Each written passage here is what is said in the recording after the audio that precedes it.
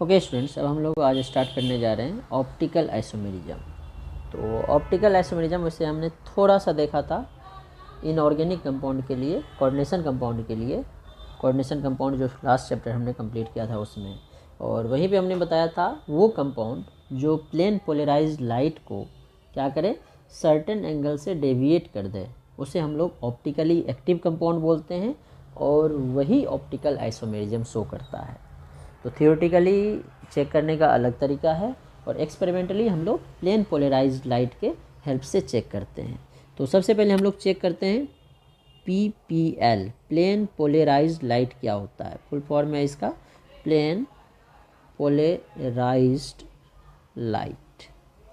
Plane polarised light ये होता क्या है? प्लेन पोलराइज्ड लाइट ऐसा लाइट होता है जो सिर्फ एक ही प्लेन में प्रोपेगेट करेगा, आइदर वर्टिकल प्लेन और हॉरिजॉन्टल प्लेन। जो नॉर्मल लाइट है ये सारे डायरेक्शन में प्रोपेगेट करता है, ऑल प्लेन में प्रोपेगेट करता है, लेकिन जो लाइट सिर्फ एक प्लेन में प्रोपेगेट करेगा उसको हम लोग बोलेंगे प्लेन पोलराइज्ड लाइट। ठीक है, अब ये हम लोग लाते कहाँ से प्लेन पोलराइज्ड लाइट? ये नॉर्मल लाइट से ही हम लोग लाते हैं। जो नॉर्मल लाइट है ये ऑल डायरेक्शन में वाइब्रेट करता है, ऑल डायरेक्शन में प्रोपेगेट करता है, लेकिन जब इसी लाइट को निकोल प्रिज्म से पास करें, निकोल प्रिज्म उस प्रिज्म को बोलते हैं जो कैल्शियम कार्बोनेट से बना होता है, और इसमें हम लोग दो प्रिज्म लगाते हैं। जो एक प्रिज्म का काम क्या होता है, वाइट लाइट को, नॉर्मल लाइट को 7 कलर में डेविएट कर देता है, विजिबल कलर में, विजिबल जो है, और दूसरा हम लोग इसके अपोजिट लगाएंगे जो उसे कंजर्व करके फिर से लाइट पास कर दें।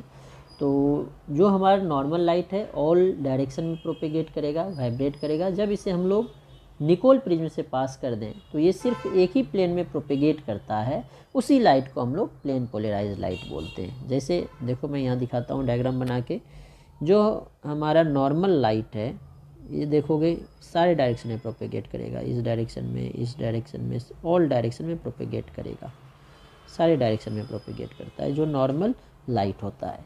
लेकिन जैसे ही इस लाइट को हम लोग निकोल प्रिज्म से पास करें, इस लाइट को हमने पास कर दिया निकोल प्रिज्म। निकोल प्रिज्म ये भी ट्रायंगुलर ही होता है, लेकिन दो प्रिज्म लगाया है निकोल प्रिज्म। ये निकोल प्रिज्म है, निकोल प्रिज्म ये जो है बना होता है कैल्शियम कार्बोनेट से, made up of calcium carbonate. ठीक है, ये हमारा नॉर्मल लाइट है, नॉर्मल लाइट। जब नॉर्मल लाइट को हमने निकोल प्रिज्म से पास किया तो ये लाइट क्या होगा, सिर्फ एक प्लेन में प्रोपेगेट करेगा, आइदर इस डायरेक्शन में, सिर्फ एक ही प्लेन में, या इस डायरेक्शन में, सिर्फ एक डायरेक्शन में, एक प्लेन में प्रोपेगेट करेगा। इसी लाइट को हम लोग क्या बोलते हैं, प्लेन पोलराइज्ड लाइट। ठीक है, तो ये तो PPL हो गया। अब ऑप्टिकल एक्टिविटी क्या होता है? ऑप्टिकल एक्टिविटी, कोई भी सब्सटेंस ऑप्टिकली एक्टिव है या इनएक्टिव है, ये कैसे चेक करेंगे? तो हम लोग क्या करेंगे, जो सब्सटेंस को चेक करना है, जिस सब्सटेंस को चेक करना है उस सब्सटेंस से या उस सब्सटेंस के सॉल्यूशन से, अगर वो गैसियस है या लिक्विड है तो डायरेक्ट उसे पास कर सकते हैं, अगर सॉलिड है तो सॉल्यूशन बना लेंगे, उस सब्सटेंस के सॉल्यूशन से PPL को पास करेंगे। ठीक है, और PPL पास करने के बाद हम लोग उस लाइट को, PPL लाइट को ऑब्जर्व करेंगे पोलरीमीटर से। अगर वो लाइट क्या हो गया, डेविएट हो गया, सर्टेन एंगल से डेविएट हो गया, सर्टेन एंगल से क्या हो गया, टर्न हो गया, तो उसे रोटेट हो गया, सर्टेन टर्न नहीं बोलेंगे, रोटेट हो गया, तो उसे हम लोग बोलेंगे ऑप्टिकली एक्टिव कंपाउंड। और अगर रोटेट नहीं हुआ सर्टेन एंगल से तो ऑप्टिकली इनएक्टिव। तो ऑप्टिकल एक्टिविटी के लिए, ऑप्टिकल एक्टिविटी के लिए क्या करेंगे हम लोग, सबसे पहले जो PPL है इसको पास करेंगे उस सब्सटेंस से, और जो सब्सटेंस PPL को रोटेट कर देगा वो ऑप्टिकली एक्टिव होगा, और जो सब्सटेंस PPL को रोटेट नहीं करेगा वो ऑप्टिकली इनएक्टिव होगा। और ये जो एंगल है, किस एंगल से रोटेट किया, इसको मेजर करने के लिए जो इंस्ट्रूमेंट यूज करते हैं दैट इज पोलरीमीटर। ये एंगल ऑफ रोटेशन को ऑब्जर्व करेगा। जैसे मान लो सब्सटेंस है या सब्सटेंस का सॉल्यूशन है, उसको हम लोग एक कंटेनर में ले लेते हैं। ठीक है, ये कंटेनर है, इसमें हमने वो सब्सटेंस ले लिया जिसे हमें चेक करना है ये ऑप्टिकली एक्टिव है या इनएक्टिव है। ठीक है, यहाँ से हम लोग PPL पास करेंगे। PPL रहा ये हमारा, ये PPL है, इसको हम लोग पास करेंगे इस सब्सटेंस से। PPL पास किए। अब पास होने के बाद इसमें 3 कंडीशन हो सकता है। क्या क्या हो सकता है? या तो ये जो PPL है जैसा है वैसे विदाउट एनी रोटेशन, जैसा था ऐसे ही डेविएट हो जाए, जैसा आया था ऐसे ही पास हो जाए। तो अगर ऐसे ही पास हो गया तो ये ऑप्टिकली इनएक्टिव होगा, शॉर्ट में IN लिख रहा हूँ। दूसरा क्या हो सकता है? ये राइट शिफ्ट हो जाए, राइट एंगल से, मतलब क्लॉकवाइज रोटेट कर जाए। ये क्या हो? क्लॉकवाइज रोटेट करे। क्लॉकवाइज अगर रोटेट करेगा तो हम लोग इसे क्या बोलेंगे? Dextro rotatory. चलो डेक्स्ट्रो तो बाद में बात करते हैं, पहले मान लेते हैं जो ये लाइट था ये हमारा रेफरेंस था। रेफरेंस को मैं रेड लाइन कर देता हूँ, ये रेफरेंस था पहले। अब ये लाइट क्या हो गया? सर्टेन एंगल से ऐसे रोटेट हो गया, इधर आ गया। पहले ये रेफरेंस था, इसे सर्टेन पॉजिटिव या बोल सकते हैं राइट रोटेट हो गया, क्लॉकवाइज रोटेट हो गया, क्लॉकवाइज ये रोटेट हो गया। तो इसे हम लोग बोलेंगे ऑप्टिकली एक्टिव। क्लॉकवाइज के बदले ये एंटी क्लॉकवाइज भी रोटेट कर सकता है, ये एंटी क्लॉकवाइज भी रोटेट कर सकता है। जैसे ये हमारा पहले एक वाला रेफरेंस था, इसको फिर से रेड कर देते हैं, और ये एंटी क्लॉकवाइज इधर रोटेट हो गया। तो किसी भी डायरेक्शन में रोटेट हो सकता है, क्लॉकवाइज या एंटी क्लॉकवाइज, किसी भी डायरेक्शन में रोटेट करेगा। अगर क्लॉकवाइज करेगा तो भी ऑप्टिकली एक्टिव, एंटी क्लॉकवाइज करेगा तो भी ऑप्टिकली एक्टिव होगा। ठीक है, तो अगर क्लॉकवाइज करेगा तो ऑप्टिकली एक्टिव में इसे D बोलते हैं, डेक्स्ट्रो रोटेटरी। और अगर एंटी क्लॉकवाइज, क्लॉकवाइज में डेक्स्ट्रो और एंटी क्लॉकवाइज में लेवो। ठीक है, अब ये डेक्स्ट्रो लेवो क्या है? डेक्स्ट्रो जो है लैटिन वर्ड होता है डेक्स्टर, वहाँ से लिया गया है। डेक्स्टर का मतलब होता है राइट या क्लॉकवाइज। और लेवो जो है लैटिन वर्ड से लिया गया है लेवस, लेवस का मतलब होता है लेफ्ट या एंटी क्लॉकवाइज। तो जो हमारे ऑर्गेनिक कंपाउंड हैं ये 2 तरह के होंगे। ऑर्गेनिक कंपाउंड 2 टाइप्स के होंगे, या तो ऑप्टिकली एक्टिव होगा, ऑप्टिकली एक्टिव, या ऑप्टिकली इनएक्टिव, ऑप्टिकली इनएक्टिव। अगर ऑप्टिकली इनएक्टिव है तो कोई बात नहीं, वो मतलब प्लेन पोलराइज्ड लाइट को रोटेट नहीं करेगा, ये डोंट रोटेट PPL, इसीलिए ऑप्टिकली इनएक्टिव है। और इसके कोई ऑप्टिकल आइसोमर नहीं बनते हैं ऑप्टिकली इनएक्टिव के। और जो ऑप्टिकली एक्टिव होता है ये PPL को रोटेट करेगा, रोटेट PPL। अब ये ऑप्टिकली एक्टिव 2 टाइप के होंगे, या तो डेक्स्ट्रो रोटेटरी जिसको हम लोग स्मॉल d लिखते हैं, या पॉजिटिव भी लिखते हैं, पॉजिटिव एंगल से रोटेट करेगा। दूसरा होता है लेवो रोटेटरी जिसको हम लोग स्मॉल l या निगेटिव लिखते हैं, मतलब निगेटिव एंगल से रोटेट करेगा, या स्मॉल l पॉजिटिव एंगल से करेगा, या स्मॉल d लिखते हैं इसके। तो डेक्स्टर और लेवस, डेक्स्ट्रो रोटेटरी और लेवो रोटेटरी। तो substance which rotate PPL towards right या क्लॉकवाइज डायरेक्शन और डेक्स्ट्रो रोटेटरी जिसे हम लोग D से रिप्रेजेंट करते हैं, और जो लेफ्ट डायरेक्शन में करेगा वो लेवो रोटेटरी। ठीक है, ठीक है। तो ये तो हो गया ऑप्टिकल एक्टिविटी। अब ऑप्टिकल आइसोमेरिज्म क्या होता है? ऑप्टिकल आइसोमेरिज्म, तो ऑप्टिकल आइसोमेरिज्म डेफिनेशन तो वही होगा। अगर डिफाइन करना चाहे हम लोग पहले जैसे डिफाइन किया था, molecular formula, molecular mass same होगा, molecular formula, molecular mass same होगा। डिफरेंट क्या होगा? डिफरेंट होगा ऑप्टिकल रोटेशन।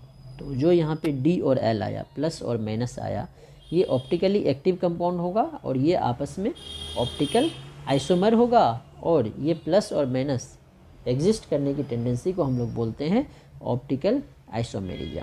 ठीक है, तो ये हो गया हमारा ऑप्टिकल आइसोमेरिज्म।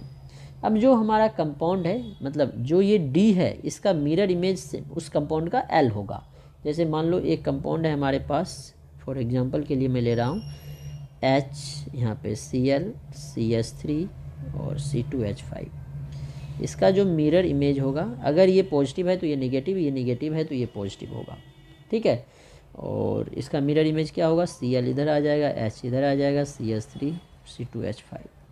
तो ये ऑप्टिकली एक्टिव है क्योंकि इसके mirror image non super imposable है। तो जिसका मिरर, एक तो हमारा हमने देखा PPL से चेक करेंगे, अगर PPL को रोटेट करेगा तो ऑप्टिकली एक्टिव, रोटेट नहीं करेगा तो ऑप्टिकली इनएक्टिव। दूसरा देखेंगे जो सब्सटेंस है इसका मिरर इमेज बनाएंगे, इसका मिरर इमेज अगर नॉन सुपर इम्पोजिबल है तो ये ऑप्टिकली एक्टिव है। ये इसको इसके ऊपर रखोगे तो सुपर इम्पोज नहीं करेगा, तो नॉन सुपर इम्पोजिबल है, non super imposable mirror image है, मिरर इमेज। इसीलिए इसे हम लोग क्या बोलेंगे, ऑप्टिकली एक्टिव दोनों कंपाउंड, ठीक है। और जैसे हमारा मान लो ये रहता CH3 CH3 और इधर हमने H ले लिया, इधर Cl ले लिया, तो इसका मिरर इमेज क्या बनेगा, Cl H CH3 CH3। अब देखो, अब ये सीधे सीधे इसको रोटेट करो, मतलब रिवर्ट कर दो 180 डिग्री से, तो ये दोनों सुपर इम्पोज कर जाएगा, इसीलिए ये ऑप्टिकली इनएक्टिव होगा, क्योंकि इसका मिरर इमेज सुपर इम्पोजिबल है। इसका जो मिरर इमेज है ये सुपर इम्पोजिबल है। हम बोलोगे इसको भी उल्टा कर देंगे बच्चे, ये C2H5 के कारण ये सुपर इम्पोज नहीं करेगा, इसका डायरेक्शन जो है नॉन प्लेनर वाला है, तो ये एग्जैक्टली सुपर इम्पोज नहीं करेगा, क्योंकि ये दोनों सेम नहीं है। क्योंकि इसे अगर चेंज करेंगे तो ये भी चेंज हो जाएगा, इसका भी डायरेक्शन, तो वो सुपर इम्पोज नहीं करेगा। लेकिन इसमें CH3 ऊपर नीचे सेम है, तो इसका मिरर इमेज जो है सुपर इम्पोज कर जाएगा, सुपर इम्पोजिबल है, ठीक है। तो सुपर इम्पोजिबल होने के कारण ये क्या होगा, ऑप्टिकली इनएक्टिव होगा, ठीक है। तो इस तरह से भी देख सकते हैं। और चेक करने का क्या तरीका, ये तो हमारा एक्सपेरिमेंटल हो गया। दूसरा है थियोरेटिकली कैसे हम लोग चेक करते हैं, क्या कंडीशन है ऑप्टिकल आइसोमर होने के, ऑप्टिकली एक्टिव होने के क्या कंडीशन है। तो मेन 2 कंडीशंस है, तो मैं लिख देता हूँ, conditions for optical activity, conditions for optical activity. 2 conditions हैं। सबसे पहला कंडीशन है कायरल सेंटर होना चाहिए। कायरल सेंटर को ही हम लोग बोलते हैं एसिमेट्रिक सेंटर या स्टीरियो सेंटर। तो फर्स्ट कंडीशन है कायरल सेंटर, कायरल सेंटर कोई बोले या एसिमेट्रिक सेंटर बोले, एसिमेट्रिक सेंटर एक ही चीज़ है, या कोई आपको बोले स्टीरियो सेंटर, उसका भी मतलब वही है, स्टीरियो STEREO स्टीरियो सेंटर। ये जो है प्रेजेंट होना चाहिए, शुड बी प्रेजेंट, ये पक्का होना चाहिए, अदरवाइज ऑप्टिकली एक्टिव नहीं होगा। दूसरा, मॉलिक्यूल में कोई सिमेट्री नहीं होना चाहिए, शुड नॉट हैव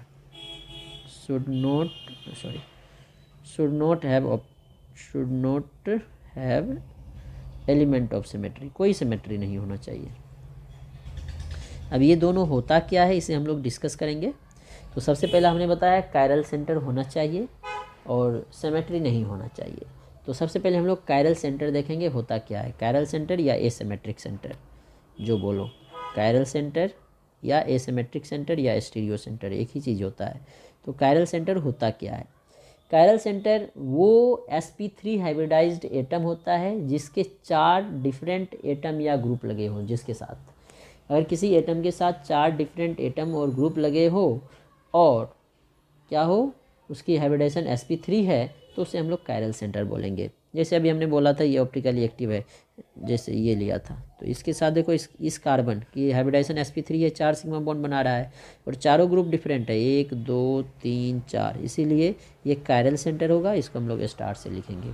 ये देखो यहाँ पे 2 ग्रुप सेम हो गया, इसीलिए ये कायरल सेंटर नहीं होगा।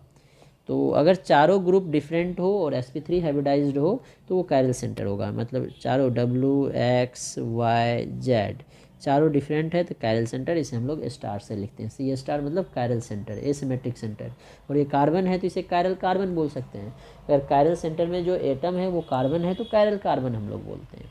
जैसे देखो कार्बन है CH3, इधर एल्डिहाइड ले लेते हैं, एक हाइड्रोजन ले लेते हैं, एक अल्कोहल ले लेते हैं, तो चारों ग्रुप अलग है, तो दिस इज कायरल सेंटर, इसे हम लोग कायरल सेंटर बोलेंगे। CH3 CH Cl CH Br CH3, इसमें कायरल सेंटर देखना है।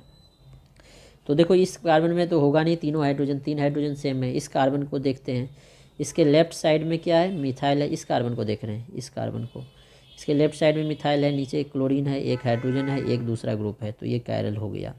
इस कार्बन के साथ इधर अलग ग्रुप है, इधर ब्रोमीन है, इधर मिथाइल है, इधर हाइड्रोजन है, चारों ग्रुप अलग है, ये तो होगा नहीं, ब्रोमीन और क्लोरीन होगा नहीं, तो 2 कायरल सेंटर इसमें है।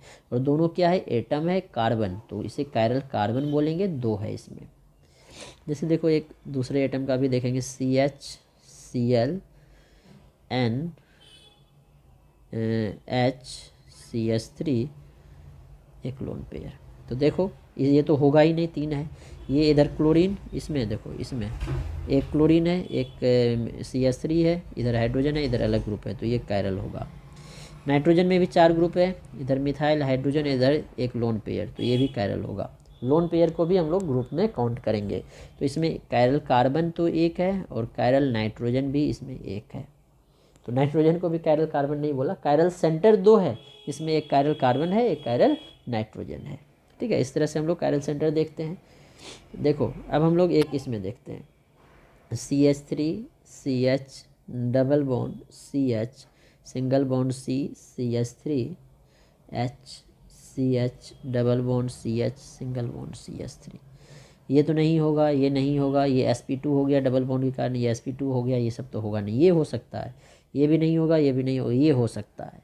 अब यहाँ पे देखो हाइड्रोजन CH3 है, इधर वाला ग्रुप और इधर वाला ग्रुप दोनों सेम है, लेकिन अगर ये सिस हो जाए, ये ट्रांस हो जाए, तो दोनों अलग हो जाएगा, या ये ट्रांस हो जाए, ये सिस हो जाए, क्योंकि डबल बॉन्ड है तो अलग हो जाएगा दोनों, तो ये कायरल हो जाएगा इस दोनों केस में। अगर दोनों सिस रहे तो नहीं होगा क्योंकि सेम हो जाएगा, अगर दोनों ट्रांस रहे तो भी ये कायरल नहीं होगा। मतलब 2 कंडीशन में ये कायरल होगा और 2 कंडीशन में कायरल नहीं होगा, इसीलिए इसे हम लोग बोलेंगे pseudo chiral centre, pseudo asymmetric centre. क्या बोलते हैं इसे? Pseudo chiral centre. इसीलिए इसे हम लोग बोलते हैं स्यूडो कायरल सेंटर या स्यूडो एसिमेट्रिक सेंटर। ठीक है, अब हम लोग साइक्लिक कंपाउंड में देखते हैं एसिमेट्रिक सेंटर कैसे निकालते हैं। साइक्लिक कंपाउंड में एसिमेट्रिक सेंटर इन cyclic compound, cyclic compound, cyclic मतलब रिंग वाला। ठीक है, तो जैसे कि मान लो ये हमारा एक कंपाउंड है, इधर हाइड्रोजन है, दूसरा एक और कंपाउंड ले लेते हैं, एक हाइड्रोजन ले लेते हैं, एक डबल बॉन्ड दे देते हैं। तो देखो यहाँ पे एक मिथाइल है, इधर कुछ नहीं है तो मिथाइल होता है, यहाँ भी कुछ नहीं है तो मिथाइल होता है। मिथाइल एक हाइड्रोजन है, अब 2 ग्रुप तो अलग हो गया। अब दूसरा देखो, इधर से देखो तो CH2 CH2 सेम मिल गया, इस साइड से देख रहे हैं, इस साइड से तो CH2 CH2, इधर से देखेंगे तो भी CH2 CH2 सेम हो गया, इसीलिए इसमें कायरल सेंटर नहीं होगा। यहाँ पे देखो एक हाइड्रोजन एक मिथाइल, 2 अलग है। यहाँ देखेंगे CH2 CH, यहाँ देखेंगे CH CH, तो इस साइड से अलग ग्रुप आ रहा है, इस साइड से अलग ग्रुप आ रहा है, इसीलिए एक कायरल होगा, इसमें एक कायरल कार्बन होगा। तो इस तरह से हम लोग देख सकते हैं। अब एसिमेट्रिक सेंटर का रिप्रेजेंटेशन कैसे करते हैं? ठीक है, तो मेन 2 रिप्रेजेंटेशन है, एक है वेज डैश रिप्रेजेंटेशन, दूसरा है Fischer projection. Wedge dash representation क्या होता है पहले देख लेते हैं, फिर कैसे कन्वर्ट करते हैं वो भी देखेंगे हम लोग। वेज डैश होता क्या है? 3D को 2D में रिप्रेजेंट करना। 3D को 2D में रिप्रेजेंट करने के लिए तो जो पहला है representation of asymmetric centre, that is wedge dash, WEDGE, wedge and dash representation, asymmetric representation asymmetric centre के लिए वेज एंड डैश रिप्रेजेंटेशन। ठीक है, तो देखो 1 2 इस तरह से हम लोग लिखते हैं, 2 ये सॉलिड लाइन और ये वेज लाइन, ये वेज मतलब डार्क लाइन, ऐसे करते हैं, इसको कलर कर देंगे यहाँ से, ये वेज है तो इसको इससे कलर कर, इसमें ज़्यादा हो रहा है, चलो इसी से करते हैं। ये वेज मतलब डार्क लाइन और एक डैश। अब ये डैश का क्या मतलब है और वेज का क्या मतलब है देखना। ये जो वेज है इसका मतलब है अप, इसका मतलब है डाउन, इसका मतलब है सेम प्लेन।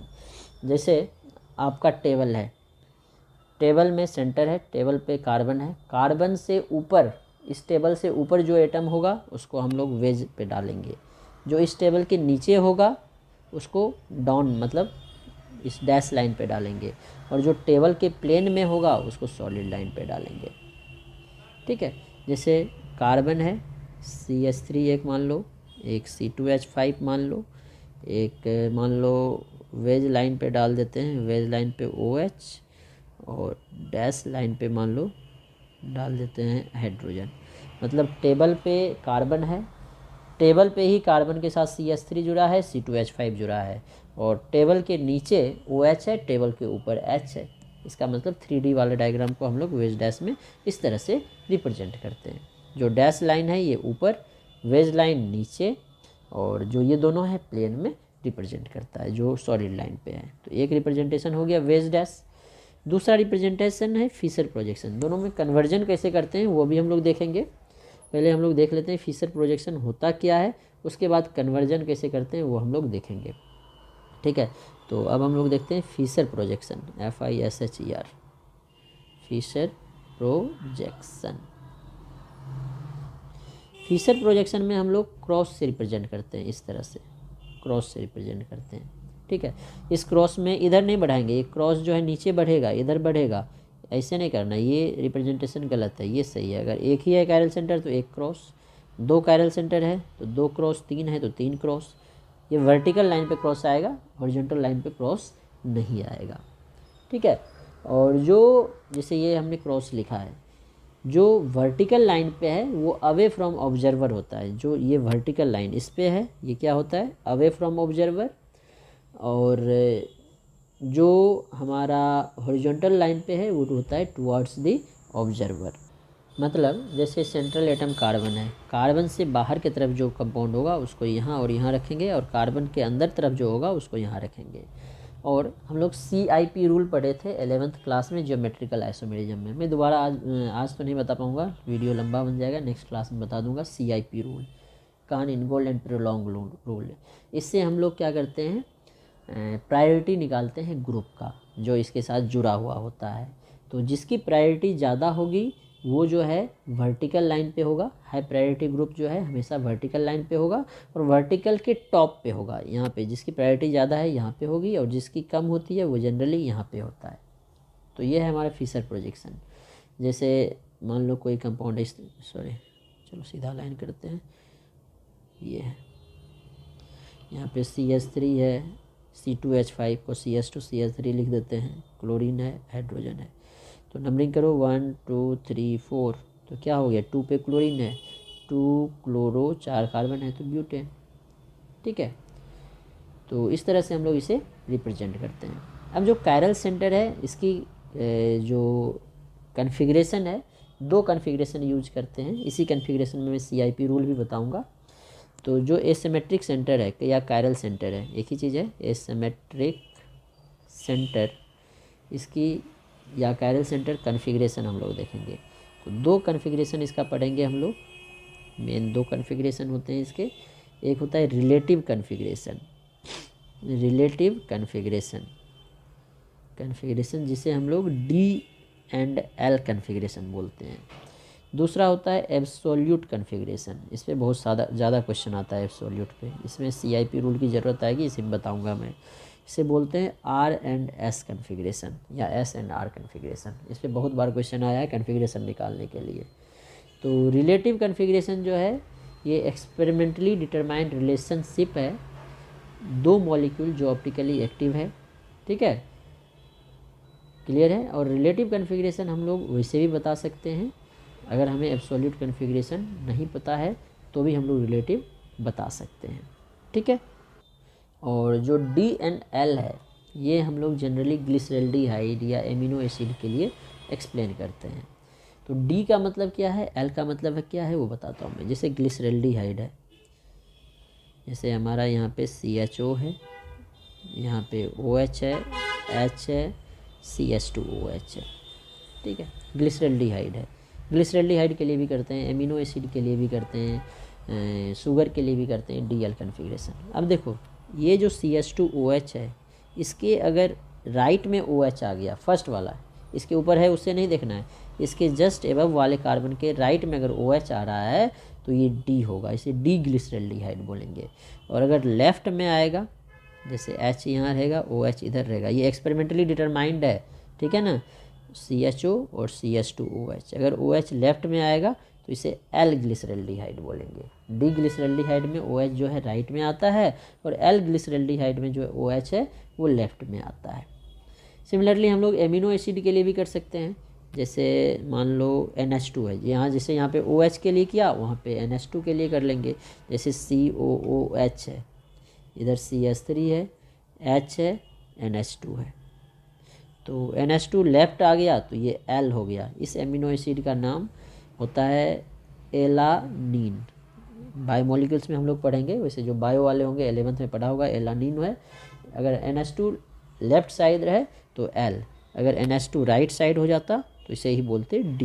जैसे इसी में NH2 ये है, इधर H आ गया, इधर COOH आ गया, इधर CH3 आ गया, तो इसे बोलेंगे D, एलानीन। ठीक है, तो OH या NH2 अगर राइट साइड है तो क्या बोलेंगे D, और लेफ्ट साइड है तो L। ठीक है, NH2 अगर लेफ्ट आ जाए तो फिर इसे सेराइन भी बोलते हैं, एलानिन से अच्छा सेराइन बोलते हैं, डी सेराइन। ठीक है, ये एमिनो एसिड का नाम है, इसके नेम पे अभी ज़्यादा नहीं जाना, अभी D और L पे देखो। अभी फ़िलहाल के लिए इसे हम लोग हटा ही देते हैं, इसमें कंफ्यूज नहीं करना है, ये हम लोग बायोमोलिक्यूल्स में देखेंगे। अभी हम लोग कन्फिग्रेशन देख रहे हैं कायरल सेंटर का। ये जो कायरल सेंटर है इसके कन्फिग्रेशन, ये NH2 लेफ्ट में आया L, NH2 राइट में आया D। ठीक है, उसी तरह जैसे कि हमारा और देख लेते हैं शुगर के लिए। गड़बड़ हो गया, चलो अब देखना शुगर के लिए। जैसे कि ये हमारा ग्लूकोज के लिए देख रहे हैं, CH2OH है, OH H OH H H OH OH H, this is glucose. अब कौन सा ग्लूकोज है, ये OH राइट में है, इसीलिए इसको क्या बोलेंगे, डी ग्लूकोज। सेम ग्लूकोज होता, अगर इसको उल्टा कर देते हैं तो ये हो जाता है एल ग्लूकोज, इसे क्या बोलते हैं फिर, एल ग्लूकोज। इसी का सेम CH2OH, अगर सिर्फ इसको उल्टा कर दो HOH OH, बाकी सेम HOH OH H और ये एल्डिहाइड, तो इसे बोलेंगे हम लोग एल ग्लूकोज, क्योंकि ये OH लेफ्ट में आ गया। तो इसके लिए हम लोग यूज करते हैं DNL कन्फिग्रेशन। अब एक होता है एराथ्रोस एंड थ्रियोस, एक होता है एराथ्रोस। एराथ्रोस तब बोलेंगे जब 2 OH ग्रुप लगा रहे, अगर 2 OH ग्रुप तो बोलेंगे एराथ्रोस। अगर दो में से दोनों OH ग्रुप सेम साइड है, same both OH same side, तो एराथ्रोस। और दूसरा होता है थ्रियोस। थ्रियोस कब बोलेंगे, जब दोनों सेम साइड नहीं होगा, अपोजिट साइड में होगा, एक राइट है तो दूसरा left, OH in opposite side, opposite side. जैसे मान लो हमारे पास CHO है, H है, OH है, इधर OH है, इसे H है, CH2OH है, इसे क्या बोलेंगे, दोनों OH अपोजिट साइड में है तो इसे क्या बोलेंगे, थ्रियोस। और ये कौन सा थ्रियोस है, डी थ्रियोस, इसे क्या बोलेंगे, REOS, डी थ्रियोस, क्योंकि OH राइट है तो D हो गया, और अपोजिट साइड है तो थ्रियोस। अगर सेम साइड होता OH OH H H CHO CH2OH, ये क्या हो गया, थ्रियोस नहीं, एराथ्रोस, और OH राइट है इसीलिए D एराथ्रोस। इसी में अगर दोनों OH इधर कर देते हैं तो रहता है एराथ्रोस ही, CHO CH2OH रहेगा, ये एराथ्रोस ही, क्योंकि दोनों OH एक साथ है, लेकिन इसे क्या बोलेंगे, एल एराथ्रोस। उसी तरह जैसे ये डी थ्रियोस था, तो अगर इस OH को इधर कर दें, HOH H CHO CH2OH, रहेगा ये थ्रियोस ही, लेकिन कौन सा थ्रियोस हो जाएगा, एल थ्रियोस। तो ये DNL कन्फिग्रेशन है। अब नेक्स्ट क्लास में हम लोग RNS कन्फिग्रेशन देखेंगे।